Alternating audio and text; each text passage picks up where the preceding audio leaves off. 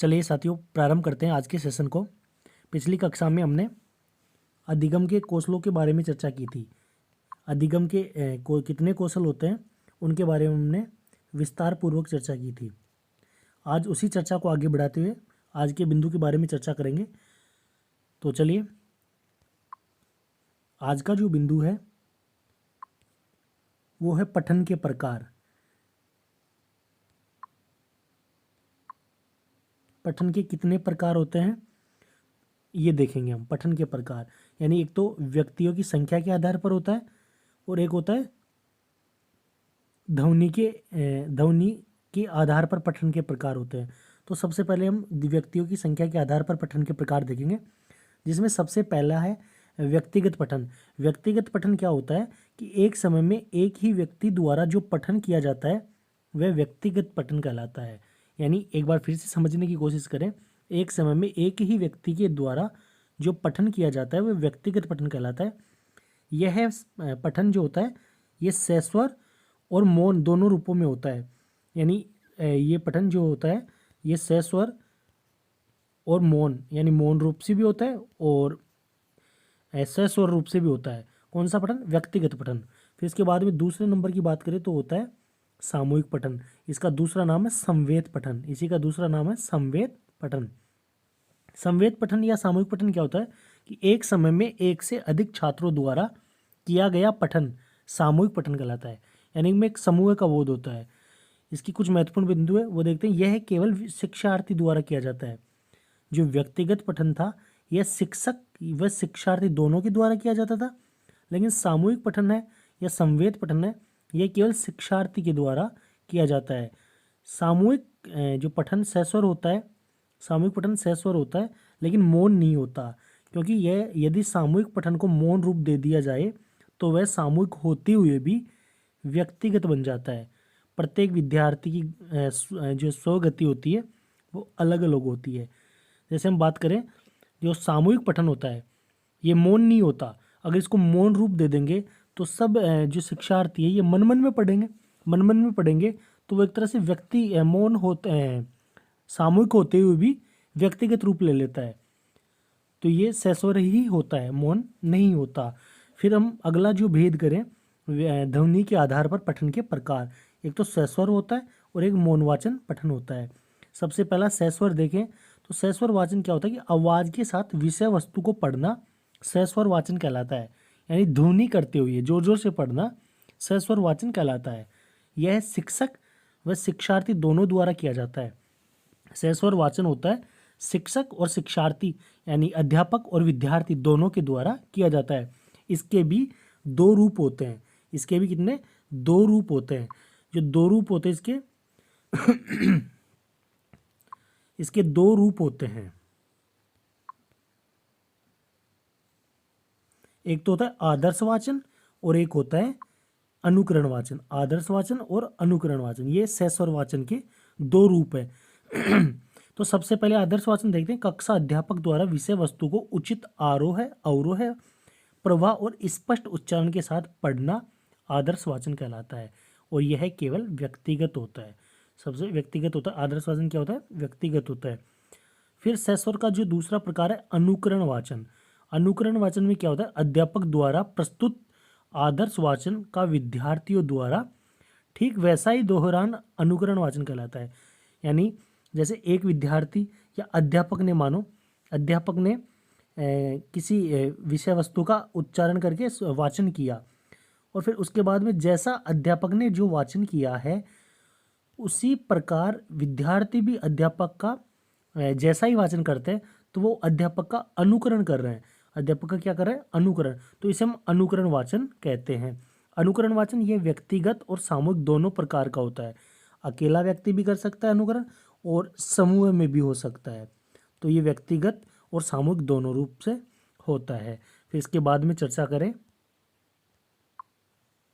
तो दूसरा जो हमारा मौन वाचन दूसरा है मौन वाचन। मौन वाचन क्या होता है?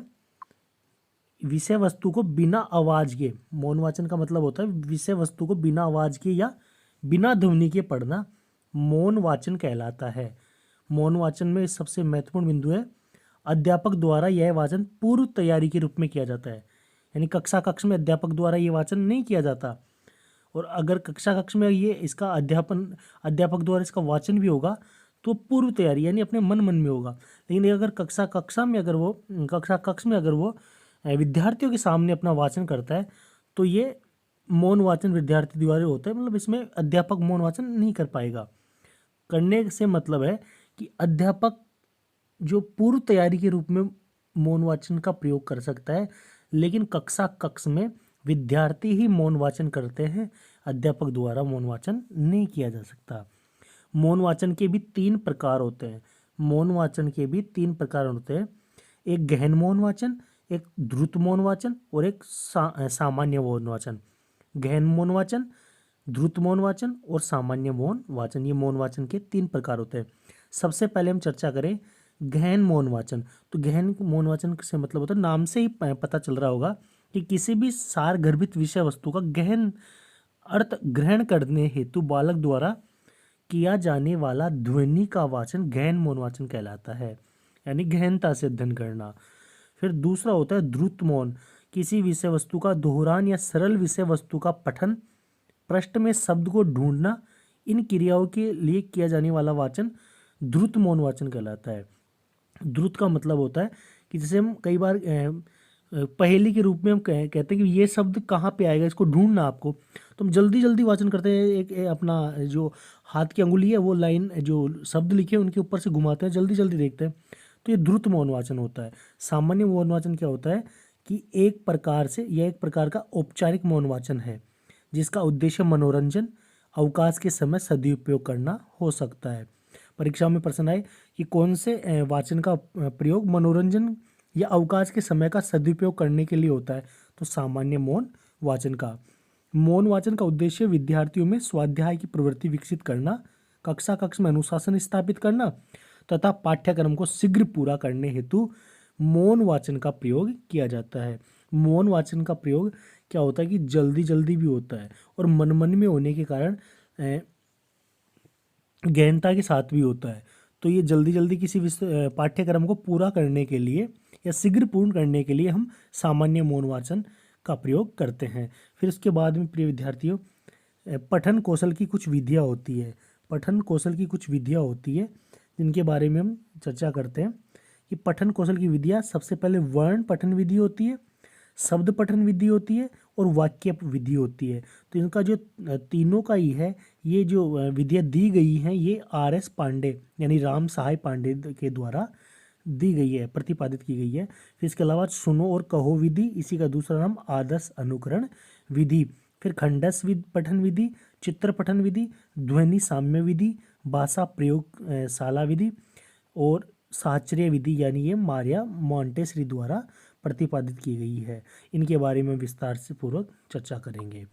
फिर इसके बाद में हमारा जो चौथा नंबर का है लिखना या लेखन कौशल। लिखना या लेखन कौशल, इसके बारे में चर्चा करें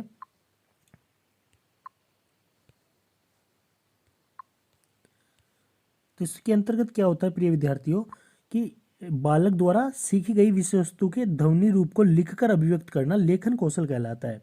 यानी बालक द्वारा जो विषय वस्तु सीख ली गई है ध्वनि के रूप में लिखकर अभिव्यक्त करना, फिर इसका जो होता है वो लेखन कौशल कहलाता है। कौशलों के क्रम में यह अंतिम कौशल माना जाता है, लेकिन मारिया मोंटेसरी के अनुसार यह तीसरा कौशल माना जाता है। कठिनाई स्तर में अन्य कौशलों की तुलना में यह सबसे कठिन कौशल होता है। जो लिखना कौशल होता है, लेखन कौशल होता है, ये सबसे कठिन कौशल होता है, सबसे कठिन कौशल होता है। इसका संबंध मूर्त लिखित भावाभिव्यक्ति से होता है। यह पठन कौशल पर निर्भर करता है।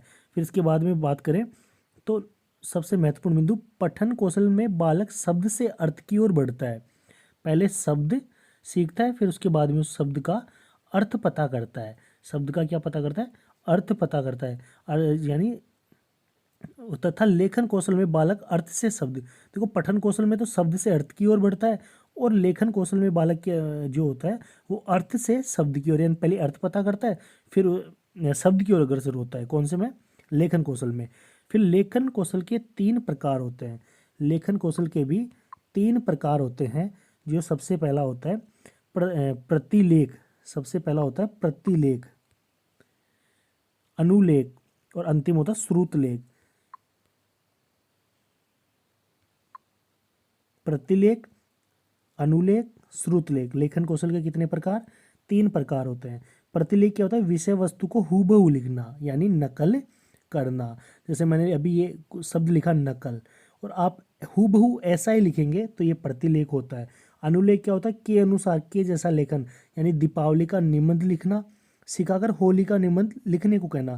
जैसे मैंने आपसे कहा कि प्रिय विद्यार्थियों, आपको मैं एक निबंध लिख के बताता हूँ, फिर मैं आपको दीपावली का निबंध लिख के बता दूँ कि दीपावली इस तिथि को मनाई जाती है, दीपावली को हम ऐसा ऐसा करते हैं, और फिर मैं आपसे कहूँ आप हूबहू ऐसा ही होली को लेकर लिखें, तो फिर आप होली में भी वही कहेंगे कि होली का त्यौहार इस तिथि को मनाया जाता है, होली के दिन हम ऐसा ऐसा करते हैं। तो ये होता है अनुलेख, के जैसा लिखना। जैसे एक प्रार्थना पत्र के अनुसार दूसरा प्रार्थना पत्र लिखना। तीसरा होता है श्रुतलेख, अध्यापक के मुख से उच्चारित शब्द या वाक्यों को सुनकर लिखना। इस कौशल में, इसमें क्या होता है,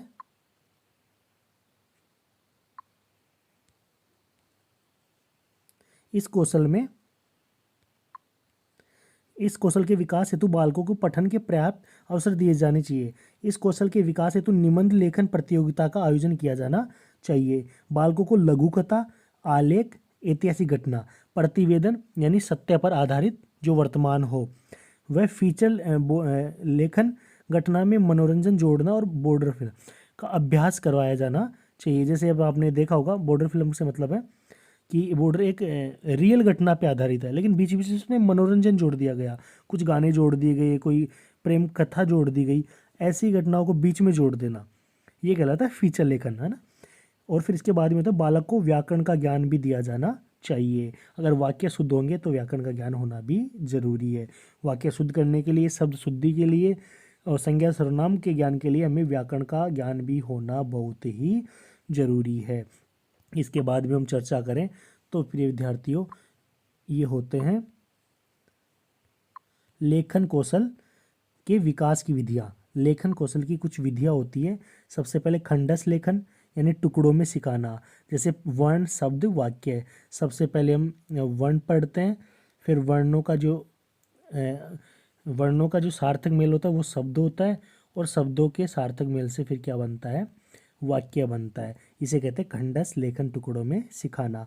फिर बिंदु अनुकरण, यानी बिंदु से जोड़ते हुए और सिखाना। जैसे हम बिंदु डॉट डॉट करते हुए किसी शब्द या वर्ण का निर्माण करेंगे, इस प्रकार से इसे कहते हैं बिंदु अनुकरण। फिर रेखा अनुकरण, रेखाओं द्वारा वर्णों का निर्माण या शब्द का निर्माण करना। एक सीधी रेखा, फिर ऐसे बढ़ाते हुए, फिर रेखा, फिर रेखा, फिर ऐसे रेखा खींचते खींचते और किसी वर्ण का या शब्द का निर्माण करना। फिर होता है जैक्रोट विधि, चित्र बनाकर सिखाना। जैसे गोल गोल डंडा, सिपाही का डंडा, ऐसे सीखते थे बच्चों में। आपको एक बार फिर से देखते हैं सिखाने का अभ्यास करवाता हूँ मैं आपको, वैसे आप सीखे हुए होंगे फिर भी। जैसे हम छोटी कक्षाओं में पढ़ते थे जैक्रोट विधि, जैसे चित्र बनाकर सबसे पहले हम कहते थे गोल गोल डंडा, फिर सिपाही का डंडा, ऐसे कुत्ते की पूंछ, फिर ऐसे मूंछ, ये सब सीख के हम सीखा करते थे, इसे कहेंगे जैक्रोट विधि। फिर मोंटेसरी विधि होती है, जिसे गत्ते की सीट काटकर सिखाना, गत्ते की सीट काटकर सिखाना, इसे मोंटेसरी विधि। फिर स्वतंत्र लेखन विधि, जो 6वें नंबर पे होते हैं स्वतंत्र लेखन विधि, अपने मन से लिखना, फिर उसका मिलान करवाकर वह सुधार करना। जैसे आप सबसे पहले हम अपने मन से जो भी लिखना है लिख लो, फिर उसको हम अध्यापक देखेगा, बोले आपने ये गलत लिखा या सही लिखा, इसका स्वतः फिर इसका मिलान होता है, भाई ये सही है, ये गलत है, ये सही है, ये गलत है, ये सही है, ये गलत है, इसे स्वतंत्र लेखन विधि कहते हैं। फिर जो 7वें नंबर पे था श्रुत लेखन विधि, अध्यापक बोलेगा व विद्यार्थी लिखेगा, फिर अध्यापक मूल्यांकन करेगा कि कितने सही हैं कितने गलत हैं। ये था हमारा लेखन कौशल के विकास की विधियाँ। आज की कक्षा में आप इतना ही, और बाकी जो हम चर्चा करेंगे वो अगले एपिसोड में करेंगे। यहाँ तक आप सभी विद्यार्थियों का बहुत बहुत धन्यवाद।